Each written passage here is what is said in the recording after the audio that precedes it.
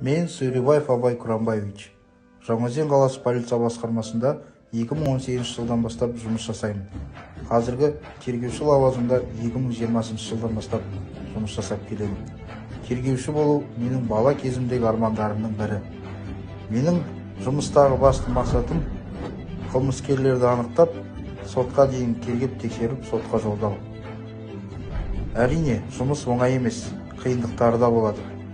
Оған қарамастан өз жұмысымды адал атқарып келемін. Әрі қарай да адал қызмет атқарамын.